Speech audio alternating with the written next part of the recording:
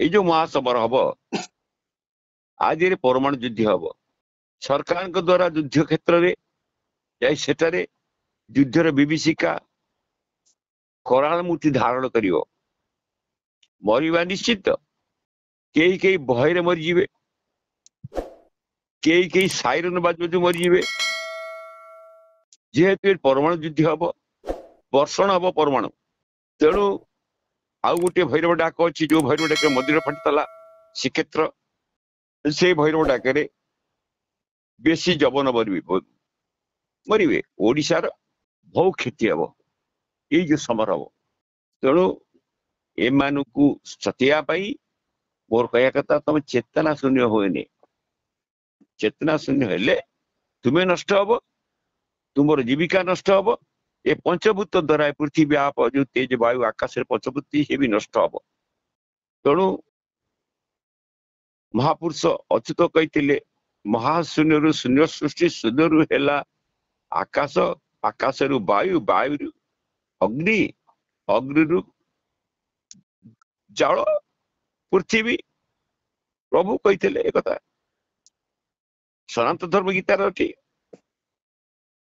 तेणु मनुष्यर विनाश समय जो आसब सी चेतना शून्य हम ब्रह्मांडर जो निरीह भक्त अच्छा से माने नाश किछि हेबे ताले प्रभु आउ संभाली पारे नहीं सी जो अच्छा से पलि आसवे एटा आगुरु नुहे काली निर्देश मिली मते तो ये जो वर्ष आसुची अत्यधिक वर्षा हम आ द्वारा कौन हम ये वर्षारे जो महाप्रभु लिखी चले उत्तरे साजिव दक्षिणे गाजिव पूर्वे डर कई झाड़ा भाड़ सही उत्तर प्रदेश आरंभ हम ओडिशा शेष हम वर्षा प्रबल वर्षा ए वर्ष 2025 2026 2027 से तो रहा एटा 30 जाए एमती लगी थब किंतु ये कथा को बोध हुए समस्त अस्वीकार करि पारंती ये कलिजुग सत्यता सामान करी जो लोक कहूँ किए मानवे नहीं किंतु पृथ्वी पृष्ठ 500 लोक कथा को स्मरण कर मैंने ज्ञानी गुरी चेतनावान लोक ग्रहण करेंगे मन रखु ये जो अगस्ट मास एक तारिख से खंड प्रलय आरंभ हम मन रखु अगस्ट मास 1 तारिख खंड प्रलय आरंभ हम समग्र भारत वर्ष 3 भाग भागे फसल पाइबे वर्ष फसल हानि हम बुझे कि आज्ञा आज्ञा तेणु आपको कई स्वीकार करेंगे कटा मिछ समाख्या किंतु पछे पश्चाताप करेंगे ये ओडिपिक चैनल रो जो नना कहते पंडित कहते से कथार से जानवे जिते से विनाश हे तेणु आमे खाली अगस्ट मास कहीदेलु तब सेप्टेम्बर गोटे 1 तारिख दौचु प्रथमे ओडिशा रे कुजंग अंचल रे प्रबल नदी वृद्धि हम मन रखतु राजकनिका केन्द्रापड़ा कुजंग अंचल सेटारे प्रबल भाव में क्षतिग्रस्त हम जल वृद्धि रे सारा भारत सर्वशेष पृथ्वी अवस्था देखी लोक मानकर आखिर लुह बोइब यापर यही जो कष्ट हम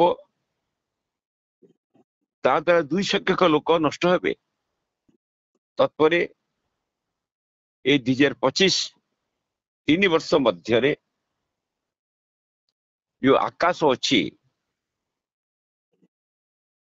सूर्य मंडल उत्ताप को सह कर 3 वर्ष मध्य जो उत्ताप हम तेणु तादे ଏକଂଶ ଲୋକ ମରିବେ। ତେଣୁ 2025 ଆରମ୍ଭ ହବ।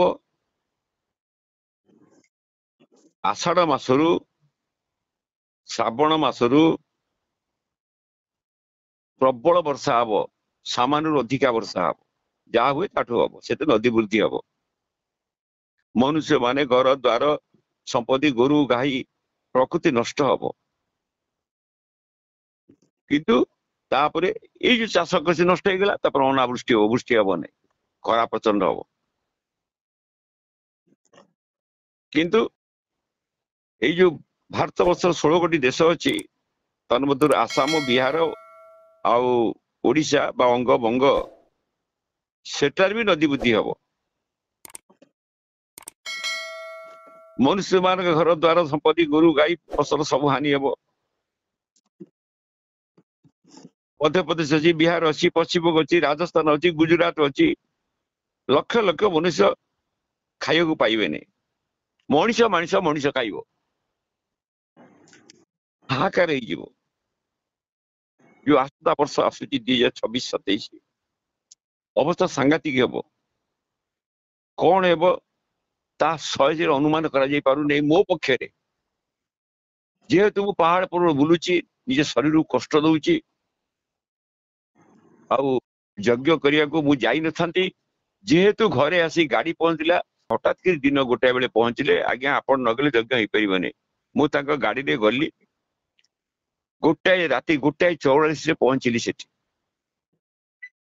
ଆଡେ ବାଘ ରଡି ସିଂହ ରଡି ସବୁ ସହ୍ୟ କରିକି ପହଞ୍ଚି ହୁଳୁହୁଳି ଆସିଥିଲା। ପୁଳେ ସ୍ତ୍ରୀ ଲୋକ ହୁଳୁହୁଳି ପକଉଛନ୍ତି, ହୁଳୁହୁଳି ଶବ୍ଦ ଶୁଭିଲା ମତେ। କାଲି ଯେତେବେଳେ ବାସିଲି ସେଠୁ ବିଦା ହେଲି, ସେମିତି ହୁଳୁହୁଳି ଶବ୍ଦ ଶୁଭିଲା, ହୁଳୁହୁଳି ଶୁଭିଲା। ଆଉ କିଛି ମାନେ ଛାୟାରେ କିଛି ସ୍ତ୍ରୀ ଲୋକମାନେ ମୋ ଗୋଡ ତଳେ ପଡୁଛନ୍ତି, ଏଇଟା ମୁଁ ଦେଖିଲି। ଆ ଭିତରେ ଅତି ଦୁଃଖର କଥା କହିଯାଉଛି, ତେଣୁ ପାଣି ତୋଳିବାକୁ ଯାଇଛି, ନଦୀରୁ ପାଣି ତୋଳିଛି, ମୁଁ ନଦୀ ଭିତରୁ ଖସି ପଡୁଛି। ନଦୀ ବହୁତ ଗଭୀର, ଖସି ପଡିଥିଲେ ମରିଯାଇଥାନ୍ତି। କିନ୍ତୁ ଯେହେତୁ ଗୋଟିଏ ମା, ତାଙ୍କ ବାହୁ ପ୍ରବଳ ଟାଣ, ସିଏ ମତେ ଅଟକେଇ ଦେଲେ। ଯେହେତୁ ସେ କଳସ ବୁଡଉଛନ୍ତି, କଳସ ଧରିଛନ୍ତି ମୁଣ୍ଡରେ ଧରିଲେ, ତେଣୁ ସେ ମାକୁ ଧନ୍ୟବାଦ, ବଞ୍ଚିଗଲି। ସେ ମା ବି ମୁଁ ଆସିଲା ବେଳେ ସମ୍ମାନ ଦେଲେ ମତେ, ଆଉ ତାଙ୍କର ଇଚ୍ଛା ମୁଁ ଆସିବିନି, କିନ୍ତୁ ମୋର ଆଡେ କର୍ମ ଅଛି, ମୁଁ ଯେମିତି ଆସିବି। କିନ୍ତୁ ଏବେ ଯୋଉ ସମୟ ଆସୁଛି, ଆପଣଙ୍କ ଯଦି କୋଠା ଘର ଥିବ ତାହେଲେ ଆପଣ କିଛି ବଞ୍ଚିଯିବେ। ଯେ ଆପଣ କୋଠା ଘର ନଥିବ, ଆପଣଙ୍କ ଅଗ୍ନି ଦ୍ଵାରା କିଛି କ୍ଷତି ହେଇପାରେ। ତେଣୁ ଭାରତରେ ବିଭିନ୍ନ ପ୍ରଦେଶବାସୀ ଲୋକ ଅଛନ୍ତି, ତେଣୁ ତାଙ୍କୁ ସରକାର ତୁରନ୍ତ କାଢନ୍ତୁ, ସେମାନେ ଦେଶଦ୍ରୋହୀ। ମୁଁ ଭାରତର 3 ଥର କହିଲେଣି, ସରକାର ଆମକୁ ଦୃଷ୍ଟି ଦେବାକୁ କହୁଛି ବାରମ୍ବାର, ଖାଲି କାଢୁନାହାନ୍ତି, ରଖୁଛନ୍ତି। ତେଣୁ ଯୋଉ ପ୍ରଧାନମନ୍ତ୍ରୀ ମହୋଦୟ ଅଛନ୍ତି, ସିଏ ବ୍ରାହ୍ମଣ ପିଲା କଥା ଗ୍ରହଣ କରିବା କଥା। ଇଏ ପିଲାଟି କାହିଁ କହିଲା ଏ କଥା? ଦେଶଦ୍ରୋହୀ ଲୋକ ଭରପୁର ଭାରତ ବର୍ଷରେ, ତେଣୁ ତାକୁ ଦୃଷ୍ଟି ଦିଅନ୍ତୁ। ତେଣୁ ଚେତନା ଶୂନ୍ୟ ନ ହୋଇ, ପ୍ରଳାପ ନ କରି, ସବୁ ସମୟରେ ଭାରତ ବର୍ଷର ଯାହାର ଜ୍ଞାନ ଅଛି, ପ୍ରଜ୍ଞା ଶକ୍ତି ଅଛି, ତାଙ୍କୁ ହଇରାଣ କରନ୍ତୁ ନାହିଁ, ତାଙ୍କୁ ଉତ୍କଟ ଭାଷା ପ୍ରୟୋଗ କରନ୍ତୁ ନାହିଁ। କାହାକୁ ନ ବୁଝି ନ ସୁଝିକିରି ମିଛ ସମାଖ୍ୟା କହିବା ଅନୁଚିତ। କାହିଁକିନା ଆମେ ଅନୁଭବ କରୁଛୁ, ଯେହେତୁ ଆପଣ ଜଣେ କୌଣସି ଏମିତି ଆମରି ଭଳିଆ ଦଉଥିବେ ବୋଲି ଆପଣ ଲେଖିଛନ୍ତି, ଏଇଟା ମିଛ, ଆକୁ ଲୋକ ଦେଖିବେନି, ଲୋକ କମିଯିବ। ଦେଖନ୍ତୁ, ଜଣେ ଦେଖିଲେ ବହୁତ ମୋ ହିସାବରେ, ସେ 100 ଜଣଙ୍କୁ କହିବ, ନନା କହିଥିଲେ ଏ କଥା ହେଲା, ପଣ୍ଡିତ କହିଥିଲେ ଏ କଥା ହେଲା। କିନ୍ତୁ ଭାରତର ପ୍ରଚୁର ପରିବାର ଫସିଲା ହାନି ହେବ। ଏବେ ପ୍ରଚୁର ପରିମାଣରେ ଲୋକ ବିଶ୍ୱାସ, ଲୋକ ଖାଇବାକୁ ପାଇବେନି। ତେଣୁ ଏଗୁଡିକ ହବ କାହାର? ଯୋଉ ବିଦେଶୀ ଗୃହ ଶତ୍ରୁ ଭାରତ ପାଳିଛି। ଯାହା ଶସ୍ୟ ଅଛି, ସେମାନେ ପାଣି ବାଟେ ନେଇଯିବେ ନିଜ ଦେଶକୁ ଖାଦ୍ୟ। ତେଣୁ ପାଣିପଥକୁ ବି ଜଗିବା ସରକାର ନିହାତି ଦରକାର ଏଇ ସମୟରେ ଆଜିଠୁ। ତେଣୁ ମୁଁ ଚେତନା ପାଇଁ ଏତିକି କହିଲି, ଅନୁନୟ ହେଉଛି ସରକାରଙ୍କ ପାଖରେ ସେମାନେ ଏଇ ସମୟରେ ଏଇ ଭାରତ ବର୍ଷର ନିରୀହ ଲୋକଙ୍କୁ ଏବଂ ଚେତନା ଶୂନ୍ୟ ହେଇଗଲେଣି କଥା ଶୁଣିକିରି, ଆଉ ଚେତନାହୀନ ଲୋକ ତ ପ୍ରବଳ, ଆଉ ଏ କଥା ଶୁଣିକି ଚେତନାହୀନ ହଉଛନ୍ତି, ତାଙ୍କୁ ରକ୍ଷା କରନ୍ତୁ ଆଉ ନିଜେ କାଳପାତ୍ର ସୁଖରେ କରନ୍ତୁ। ଆଉ ଯୋଉ ଆମର ପୁରୀ ଅଛି, ପୁରୀରେ ରାଜନୀତି, ଧର୍ମନୀତି, ଅର୍ଥନୀତି, ସମାଜନୀତି, ଶାସନ କିପରି ଭାବରେ ହେବ ତାକୁ ଟିକେ ପ୍ରଚଳନ କରନ୍ତୁ, ତାକୁ ଦେଖନ୍ତୁ। ନହେଲେ ପୁରୀରେ ବହୁ ଅଘଟନ ହବ, ବହୁତ ଜଲ୍ଦି ହବ। ପୁରୀ ମନ୍ଦିରରେ ସମସ୍ତଙ୍କର ହବ। କାହିଁକି ଦେଖନ୍ତୁ, ପୁରୀ ମନ୍ଦିର ଦେଖିକି ବେଙ୍ଗଲରେ ସେ ମନ୍ଦିର କରିକି ଲେଖିଦେଲେ ଏ ଜଗନ୍ନାଥ ପୀଠ, ଏ ଶ୍ରୀକ୍ଷେତ୍ର। ଏ ମିଛ ନା ସତ? ସତ ଆଜ୍ଞା। ତେଣୁ କଣ ସେମାନେ କରୁଛନ୍ତି? ରାଜନୀତି କୁଆଡେ ଯାଉଛି? ଯେ କ୍ଷେତ୍ର ତାକୁ ଅନ୍ୟ ଜାଗାରେ ତିଆରି କରିପାରିଲେଣି। ତେଣୁ ମୁଁ ବହୁତ ସମୟ କରି ଆପଣଙ୍କୁ ଏପିସୋଡ ଦଉଛି, ଆପଣ ଆକୁ ତୁରନ୍ତ ଛାଡ଼ନ୍ତୁ। ମତେ ଜେଲ ହେଲେ ଦୁଃଖୀ ନାହିଁ, ମୁଁ ଜେଲ ଭୋଗିଲେ ଦୁଃଖ ନାହିଁ, କାହିଁକିନା ଯାହା କହିବି ସତ କହିବି। ମୁଁ ସତ୍ୟଯୁଗ ଦର୍ଶନ କରି ସାରିଲେଣି, ଆଉ ସତ୍ୟଯୁଗ କିଛି ଦିନ ପରେ ପ୍ରଚଳନ ହବ, ତା ଟାଇମ ଦେବି। କହି ମନା କରିଛନ୍ତି, ଖାଲି କହିଛନ୍ତି ଯେ କଳ୍କି ଆସିଯାଇଛନ୍ତି, ତ କଳ୍କି ବୟସ କହିଦିଅ। ମୋ ବୟସଟା ଲୁଚେଇଲି, ସେ ବୟସ ମତେ କହିଛନ୍ତି ଏ ଦୁର୍ବ ସତ୍ୟ। ମୋ ଇଷ୍ଟଙ୍କର ରାଣ ପକଉଛି, ସେମାନେ ମୋ ବୟସ କହିଛନ୍ତି। ଭାରି ସୁନ୍ଦର ଚେହେରା, ଆସିଲେ ଗଲେ ଯଜ୍ଞରେ ପୂର୍ଣ୍ଣାହୁତି ବେଳେ। ତେଣୁ ଆମେ ପାହାଡ ପରେ ଯଜ୍ଞ କରୁଛୁ। ତେଣୁ ଏବେ କହୁଛି, ଏଇ ଯୋଉ ସୂର୍ଯ୍ୟ କିରଣ ଅଛି ତାକୁ ଆପଣ ସହିପାରିବେନି, ଶତ ସଂଖ୍ୟାରେ ପୋଡି ହେଇକିରି ମରିବେ। ତା ଦ୍ୱାରା ତା ଭିତରେ ବି ବିଲୁଆ ଅଛନ୍ତି, କୁକୁର ଅଛନ୍ତି, ସାପ ଅଛନ୍ତି, ବାଘ ଅଛନ୍ତି, ସମସ୍ତେ ଘରେ ଘରେ ପଶି ଖାଇବେ। ଆକୁ ମୁଁ କହୁନାହିଁ, ମହାପ୍ରଭୁ ଅଚ୍ୟୁତ ଲେଖିଛନ୍ତି ତାଙ୍କର ମାଳିକାରେ। ତେଣୁ ସେମାନେ ଖାଲି ଚେତନା ହୀନ ଲୋକ, ଆଉ ଚେତନା ଯାହା ପାଖେ ଜାଗ୍ରତ ଭକ୍ତ, ତାକୁ ସେ ବି ଖାଇଦେବେ। ତେଣୁ ଭଗବାନ ଆଉ ସହିପାରିବେ, ତାଙ୍କ ଭକ୍ତ ମରିବ, ସେ ଆଉ ରହିବେ? ସିଏ ପଳେଇ ଆସିବେ ଜଲ୍ଦି। ତେଣୁ ଆଉ ଆମର ଏ ହଉଛି ତୃତୀୟ ମହାସମର ହବ, ଯାହାକି ମହାଭାରତ ଯୁଦ୍ଧର ଶେଷ ସମୟ ଅଟେ। ଏଇ ବର୍ଷରେ ଭାରତର ଗୋଟିଏ ବଡ ବିପଦର ସମ୍ମୁଖୀନ ହବାକୁ ଯାଉଛି। 15 ତାରିଖଠୁ, ଏଇ ଯୋଉ ମାସ ଚାଲିଛି, ମେ ମାସ ନା କଣ, 15 ତାରିଖଠୁ ସମ୍ମୁଖୀନ ଯାଉଛି। ଏଠାରେ ବିଦେଶୀ ମାନଙ୍କର ହାତ ଏଇ ଯୋଉ ଯୁଦ୍ଧ ହଉଛି, ଆଉ ବିଦେଶୀ ମାନେ ଉଡିକିରି ଆସି ଭାରତରେ ପରମାଣୁ ବୋମା ପକେଇବେ, ଏହା ଅଚ୍ୟୁତ କହିଛନ୍ତି। ଯାହା ଫଳରେ ଶତ ଶତ ବର୍ଗ ମିଟର ମାଇଲ ଘର, ଗ୍ରାମ, ଲୋକ, ନଗର, ସବୁ ଅସଂଖ୍ୟ ମନୁଷ୍ୟ, ପଶୁ, ପକ୍ଷୀ ସବୁ ଜଳିକିରି ପାଉଁଶ ହେଇଯିବେ। ଯିଏ ଯୋଉଠି ବସିଥିବେ ସେଠି ବସିଥିବେ। ଏଇ ବର୍ଷରେ ଏଇ ଯୁଦ୍ଧରେ 7 ଦିନ ପର୍ଯ୍ୟନ୍ତ ସୂର୍ଯ୍ୟ ଉଦୟ ହେଇପାରିବନି। ଆଙ୍କର ଏଇ ଯୋଉ ପରମାଣୁ ଇଏରେ ଅନ୍ଧାର ଘୋଟିଯିବ, ଅନ୍ଧକାରଚ୍ଛନ୍ନ ହେଇଯିବ। ତେଣୁ ତାକୁ ମାନବିକ ଦୃଷ୍ଟିକୋଣରୁ ଯୋଉ ରାଜନୀତି କରୁଛନ୍ତି, ତେଣୁ ଚତୁର୍ଦିଗରୁ ଦୃଷ୍ଟି କରି ଏ ଯୋଉ ଭୟଙ୍କର ରାତ୍ରି ହେବ ପରମାଣୁ ଯୁଦ୍ଧରେ, ଡାକବାଜି ଯନ୍ତ୍ର ଦ୍ୱାରା ବା ସାଇରନ୍ ଦ୍ୱାରା ଲୋକମାନଙ୍କୁ ଜଣାନ୍ତୁ, ଲୋକମାନଙ୍କୁ ଉଦ୍ଧାର କରନ୍ତୁ। ନହେଲେ ସମାକ୍ଷା ବୈଠକ କରୁଥିବ ବିଦେଶୀ ମାନେ, ଆଉ ସହିପାରିବେ, ଭାରତ ଯୁଦ୍ଧ ହେଲାନି, ଆମ ଅସ୍ତ୍ର ବିକ୍ରି ହେଲାନି, ସିଏ ଖେଳ ଲଗେଇଦେବେ। ଛକାଛକି ହଉଛନ୍ତି କିଏ ଆଗ ଯୁଦ୍ଧ କରିବ। ତେଣୁ ମୁଁ ଏତିକି କହି ମୋ କଥାକୁ ବିଶ୍ରାମ ଦଉଛି, କିନ୍ତୁ ଶେଷରେ କହୁଛି, ଥରେ ବିଷ୍ଣୁ ଏହିଭଳି ବିପଦ ଆସିଥିଲା। ବିଷ୍ଣୁ ବ୍ରହ୍ମା ବିଷ୍ଣୁ ମହେଶ୍ୱର ଏ ହଉଛନ୍ତି ତ୍ରିଦେବ, ଏକ ଶକ୍ତି, ଏକ ସଂଖ୍ୟ, ଏକ। ସେ କଣ କଲେ, ବିଷ୍ଣୁ ଯେମିତି ମାୟାରେ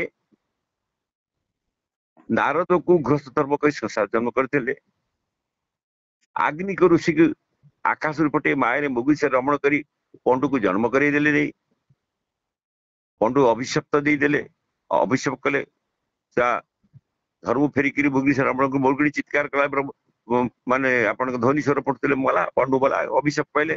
ସେଇ ବିଷ୍ଣୁଙ୍କ ମାୟା ଦେଖନ୍ତୁ, ସେଇ ବିଷ୍ଣୁଙ୍କ ମାୟାରେ ଆପଣଙ୍କର ଯୋଉମାନେ ହନୁମାନ ବ୍ରହ୍ମଚାରୀ ଥିଲେ, ତାଙ୍କୁ କୋଉ ମାୟାରେ ଯାଇକି ତାଙ୍କୁ ଛୁଆ ଜନ୍ମ କରିଦେଲେ, ସଂସାରୀ କରିଦେଲେ। ବ୍ରହ୍ମଚାରୀ କାହାକୁ ରଖିଲେନି। ଆଉ ଯୋଉମାନେ ବ୍ରହ୍ମଚାରୀ ଅଛନ୍ତି ସ୍ଥିତ, ପ୍ରଭୁ କିଛି କିଛି ଖେଳ କରିବେ, ସେ ମାୟା ବି, ସେ ତାଙ୍କ ମାୟାରେ ଏ ଯବନ ଗଣକୁ ଖୁବ ଶୀଘ୍ର ଧ୍ୱଂସ କରିବେ, ଯାହାକୁ ରାଜନୀତି ବାଲା ଜାଣିନଥିବେ। ରାଜନୀତି ବାଲା ଆମର ରାଜନୀତି ଚାଲି ଯୋଉଠି ବିପଦ ପଡିଛି, ଆଗ ସାହାଯ୍ୟ ପଠେଇ ଦଉଛନ୍ତି, ଆଗ ଧର ପଠେଇ, କି ଜାଣିପାରୁନାହାନ୍ତି ସେ ଦେଶ କଣ। ଯୋଉ ତୁର୍କୀ ଆଜି ପାକିସ୍ତାନ ପଟେ ଠିଆ ହେଇଛି, କିନ୍ତୁ ଭାରତକୁ ଆଉ ଗୋଟେ ଚେତେଇବା କଥା ଭାରତ ସରକାରଙ୍କୁ, ଯୋଉ ଚୀନ କି ସେ ବିଶ୍ୱାସ କରୁଛି, ସେ ବିଶ୍ୱାସଘାତକତା କରିବ। ଏଟା ମାଳିକାରେ ଲେଖିଛନ୍ତି ଅଚ୍ୟୁତ 600 ବର୍ଷ ପୂର୍ବେ। ହୁସିଆରି, ଚୀନ ସେନ ଜାଗ୍ରତ ଅଛନ୍ତି। ତେଣୁ ଆପଣ ମାନଙ୍କ ଯୋଉମାନେ ଅଛନ୍ତି, ସେମାନେ ନିଜେକୁ ନିଜେ ଜଗନ୍ତୁ। କାହିଁକିନା ଭଗବାନ ବିଷ୍ଣୁ ଦେବତାଙ୍କୁ ମାୟା ପକେଇଥିଲେ। ଆକୁ ମହାଦେବଙ୍କୁ କହିଲେ, ପ୍ରଭୁ ତମେ ସବୁ ତ ରାମକୁ ଜଗୁଛ, ବୁଦ୍ଧି ଟିକେ ନଉନା ମୋଠୁ। ନା ପ୍ରଭୁ ମତେ ବୁଦ୍ଧି ଦିଅ। ଶିବ ଆଞ୍ଜୁଳା ଦେଖିଲେ, ପ୍ରଭୁ ବୁଦ୍ଧି ଦେଲେ। ଶିବ ଖୁସି ହେଇ ପଳେଇ ଆସିଲେ। ବାଟରେ ବ୍ରହ୍ମା ଦେଖାହେଲେ, କହିଲେ ଆପଣ ଆଞ୍ଜୁଳାରେ କଣ ନଉଛନ୍ତି? ନା ବୁଦ୍ଧି ନଉଛି। ନା କିଏ ଦେଲେ? ନା ବିଷ୍ଣୁ ଦେଲେ। ନାଇଁ ରେ, ଆଉ ଅଛି? ନା ହଁ, ବିଷ୍ଣୁ ପାଇଁ ବହୁତ ବୁଝିଛି। ବ୍ରହ୍ମା ଗଲେ, ଲକ୍ଷ୍ମୀ କହିଲେ ଦେଖ ତମେ ଶିବକୁ ଦେଲ, ବ୍ରହ୍ମା ଆସିଲେ। ସେଠୁ ବ୍ରହ୍ମା କଣ କଲେ, ବ୍ରହ୍ମା ପଚାରିଲେ ମହାବିଷ୍ଣୁ, କହିଲେ ତମେ କଣ ଜାଗା ଆଣିଛ ବିଷ୍ଣୁ ହବା ପାଇଁ? ଜାଗା ପାଇଁ? ନା ହଁ ଆଜ୍ଞା, ମୁଁ କମଣ୍ଡଳୁ ଆଣିଛି। ଠିକ ଅଛି, ନିଅ। କମଣ୍ଡଳୁ ଭରିଦେଲେ। ସେ ବୁଦ୍ଧି ନେଇ ଖୁସି ହେଇଯାଉଛନ୍ତି। ବାଟରେ ନାରଦ ଦେଖାହେଲେ, କହିଲେ କଣ କଣ ନେଇଯାଉଛ? ନା ବିଷ୍ଣୁ ବୁଦ୍ଧି ବାଟୁଛନ୍ତି, ମହାବିଷ୍ଣୁ ଆମେ ବୁଦ୍ଧି ଟିକେ ଟିକେ ନେଇଯାଉଛୁ। ତେଣୁ ତାଙ୍କର ସମୟ କାହା ବଟିରେ ବୁଦ୍ଧି ବଣ୍ଟା ହଉଛି। ସେଠୁ ସିଏ ନାରଦ କହିଲେ ତମେ କୋଉଥିରେ ନବ? ନା ପ୍ରଭୁ, ମୁଁ ମୋ ପାଖରେ ଗୋଟେ ବୀଣା ଅଛି, ବୀଣାରେ ଗୋଟେ ଖୋପ ଅଛି, କି ଦେଇଦିଅନ୍ତୁ। ପ୍ରଭୁ ଦେଇଦେଲେ। ନାରଦ ଖୁସି ଆସିଲେ। ସେଠୁ ବାଟରେ ଗଣେଶ ଦେଖାହେଲେ, କହିଲେ ନାରଦ କଣ ଖୁସି ହେଇଯାଉଛ? ବାପାଙ୍କୁ ଦେଖିଲି, ବାପା କଣ ହାତ ଆଞ୍ଜୁଳା କରି ଯାଉଛନ୍ତି। ବ୍ରହ୍ମାଙ୍କୁ ଦେଖିଲି, କମଣ୍ଡଳୁ ହସି, ତମେ କଣ ବୀଣା ହସି ଯାଉଛ? ନା ବିଷ୍ଣୁ ବୁଦ୍ଧି ବାଢୁଛନ୍ତି। ନା ଆଉ ଅଛି? ନା ହଁ ଅଛି, ଯେତେ ଯିବ ସେତେ ମିଳିବ। ଗଣେଶ ଗଲେ, ପାର୍ବତୀ କହିଲେ ଦେଖିଲ ତମେ ଦେଖ ଗଣେଶ ଆସିଲାଣି। ଗଣେଶ ନମସ୍କାର କଲା। ବିଷ୍ଣୁ କହିଲେ କୁଆଡେ ଆସିଛ? ନା ପ୍ରଭୁ ବୁଦ୍ଧି ନେବାକୁ ଆସିଛି। ନା ବୁଦ୍ଧି ନେବ? ନା କେମିତି ନେବ? ନା ପ୍ରଭୁ ମୋ ଦେଇଦେଲେ, ମୁଁ ତାକୁ ମୋ ପେଟ ଗ୍ରସ୍ତ କରିଦେବି। ଗଣେଶ ହାତରେ ଆଣିଲେ, ପାଟିରେ ଖାଇଦେଲେ, ଗଣେଶ ପେଟ ବାହାରି ପଡିଲା। ବୁଦ୍ଧି ଜ୍ଞାନ ଘରେଇଲେ, ସେ ଖୁସିରେ ଆସିଲେ। ତତ୍ପରେ ଇନ୍ଦ୍ର ଆସିଲା, କହିଲା ଗଣେଶ, ଇଏ କଣ ବାପା ଗଲା, ବ୍ରହ୍ମା ଗଲାଣି, ନାରଦ ଗଲାଣି, ଇଏ କଣ ନେଇକି ସବୁ ଦୌଡୁଛନ୍ତି? କହିଲେ ଗଣେଶ ତମେ କଣ ନଉଛ? ନା ହେ ଆପଣଙ୍କ ସ୍ୱର୍ଗର ରାଜା, ମୁଁ ବୁଦ୍ଧି ନଉଛି ବିଷ୍ଣୁ, ମୋ ପେଟଟା ବାହାରି ପଡିଲା। ନାଇଁ ଏ ମୁଁ ଯିବି ବୁଦ୍ଧି ଆଣିବାକୁ। ସେ ପହଞ୍ଚିଲା। ଲକ୍ଷ୍ମୀ କହିଲେ ଦେଖ ଇନ୍ଦ୍ର ଆସିଲାଣି, ସ୍ୱର୍ଗର ଦେବତା ରାଜା। ଇନ୍ଦ୍ର କହିଲେ ତମେ ବୁଦ୍ଧି ନେବାକୁ କୁଆଡେ ଆସିଛ? ନା ବୁଦ୍ଧି ନେଇ ସମସ୍ତଙ୍କୁ ଦେଲେ। ନା କଣ ଆଣିଛ? ନା ମୁଁ ଗୋଟେ କୁଶ ଆଣିଛି। କୁଶ ଅଗ୍ରରେ ବୁଦ୍ଧି ଦେଲେ। ବର୍ତ୍ତମାନ ଯୋଉ ସମୀକ୍ଷା ବୈଠକ ଚାଲିଛି, ସେ କୁଶ ଅଗ୍ରରେ ବୁଦ୍ଧି ଦଉଛନ୍ତି ଲୋକମାନଙ୍କୁ, ଲୋକମାନଙ୍କୁ ବୁଝଉଛନ୍ତି। ନା ଆପଣଙ୍କ ମତାମତ କଣ? ଆଜ୍ଞା, ଇଏ ଗୋଟେ ସାମୟିକ କଥା, ମାନେ ଇଏ ମୁଁ କହୁଛି ବେଦର मु कहूनी बाहर आउ बहुत कथा अच्छी आदि से बुद्धि नहीं कौन कले से बुद्धि द्वारा किए ध्वंस पाइला जेमती प्रभु राक्षस मानठू अमृत नहीं धनुतरी अमृत नहीं राक्षस मान नहीं माया मोहिनी बेस देले राक्षस मान को आउ ये देवता मान को राक्षस मान कि देले राहु खाऊ बेक काटिदेले राहु खुशी होगी कहले तू कौन बर मागु ना प्रभु मु तो खाइबी खाऊची धर्म को खाऊची सूर्य को खाऊ चंद्र को खाऊची बर मांगिदेला आख्या रही भागवत पुराण देवता पुराण आम से कथा कहूँ आम मनु कहूनु किंतु एबे जो सरकार अच्छी एबे जो राजनीति चली एबे जो मतभेद चली ताकू आपस रे बसिकरी समाधान करो देशद्रोही हुओ नहीं राजनीति देशद्रोही वार्तालाप जो न आसे कहीं ये जो मानव समाज भारत वर्ष अच्छा सारा विषय अच्छा केते चेतना शून्य अच्छी केते चेतना जागृत अच्छी जो मैंने जागृत अच्छी अनुभव कर आम भारत में देशद्रोही प्रबल तेणु ये देशद्रोही को देश विताड़ित करंतु जदि निजर पुओ भी होते काढ़ंतु स्त्री होते काढ़ंतु नाती होते काढ़ंतु देश बंचीब देश देशर किसी निरीह भक्त बंचे सत्य धर्मर सनातन पताका उठिब उत्कल जयगाना उठिब करंतु आपस रे लड़िकी मरतु नहीं कि निरीह लोक को मारतु नहीं। जय जगन्नाथ गंगे हर नर्मदे हर जटाशंकर पार्वती पते हर हर महादेव।